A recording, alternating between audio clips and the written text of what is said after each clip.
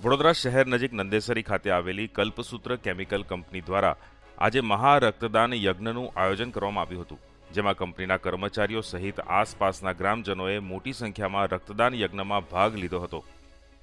Kalpasutra chemical કંપનીના સ્થાપક ધીરુભાઈ કપાસીના જન્મદિવસ 13 માર્ચના રોજ દર વર્ષે કંપની દ્વારા મહા રક્તદાન કેમ્પનું આયોજન કરવામાં આવે છે.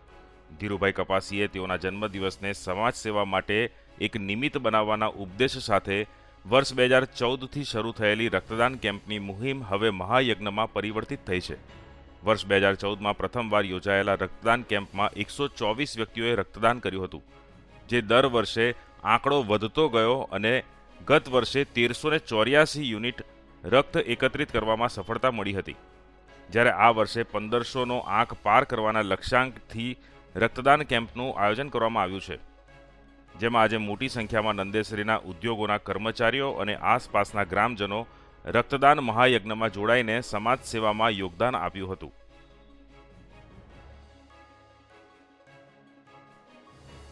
અમે આમ તો 2014થી આ કાર્ય કરી રહ્યા છે. એટલે સોડિયમ મેટલમાં અમારા સાહેબનો 13મી માર્ચ એ જન્મદિવસ હોય છે.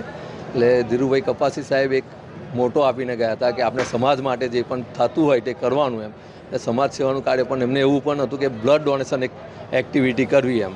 એટલે મેં 2014થી આ એક્ટિવિટી ચાલુ કરેલી છે. 2014માં અમે 124 યુનિટ કર્યું હતું. ગયા વર્ષે અમે 1384 યુનિટ કર્યું. આજે એવું ઈચ્છીએ છીએ કે 1500 જેટલું યુનિટ થાય. આ બાબતમાં અમને નંદેસરી એસોસિએશનનો બાવભાઈ છે, પછી બીજા કમિટી મેમ્બર્સ છે, આજુબાજુ ગામના સરપંચ છે, ધીરુભા ચુડાસમા છે, ધર્મેન્દ્રસિંહ વાઘેલા સાહેબ છે, બધાનો એક અપૂર્વ સહયોગ છે અને એના લીધે જ અમે આટલું મોટા પાયા પર આ આયોજન કરી શકીએ છીએ. સબસ્ક્રાઇબ કરો ફેક્ટ ફંડ ન્યૂઝ ચેનલને અને YouTube ઉપર બેલ આઇકન દબાવી સમાચારોની તમામ અપડેટ મેળવો.